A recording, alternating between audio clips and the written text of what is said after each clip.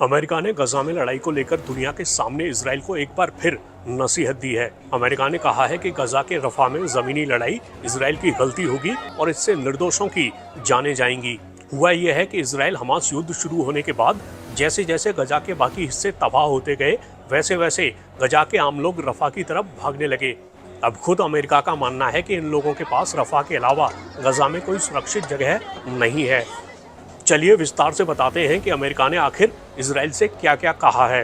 दरअसल अमेरिका के राष्ट्रीय सुरक्षा सलाहकार जैक सुलिवन ने बताया है कि इजराइल के प्रधानमंत्री बेंजामिन नेतन्याहू और अमेरिकी राष्ट्रपति जो बाइडेन के बीच फोन पर बात हुई है।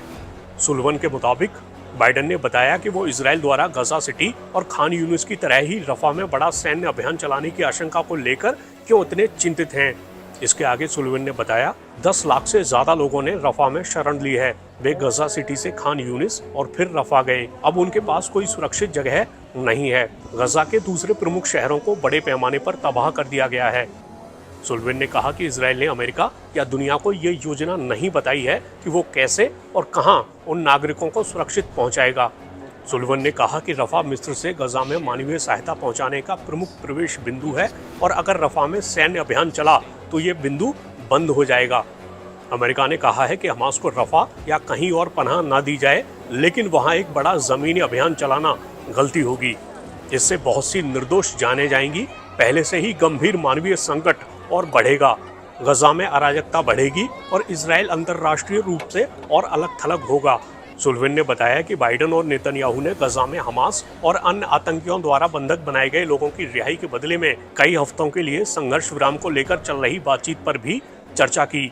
बाइडेन ने इजराइल की सुरक्षा सुनिश्चित करने के लिए अपनी अटूट प्रतिबद्धता दोहराई और कहा कि इजराइल को हमास पर हमले करने का अधिकार है, जिसने यहूदी लोगों पर भयानक हमला किया था। सुलिवन ने बताया कि नेतन्याहू रफा में हमास आतंकियों को निशाना बनाने के लिए किसी वैकल्पिक तरीके और जमीनी स्तर पर बड़ा हमला किए बगैर मिस्र गजा सीमा को सुरक्षित बनाने पर चर्चा करने के लिए इजरायली अधिकारियों का एक दल वॉशिंगटन भेजने पर भी राजी हो गए हैं। गजा में युद्ध के बीच बहुत से लोग बेघर हो गए हैं। इन लोगों के सामने खाने का बड़ा संकट भी खड़ा हो गया है। ऐसे में अगर जल्दी से हालात में सुधार नहीं हुआ तो गजा में आम लोगों से जुड़ा संकट और बढ़ सकता है।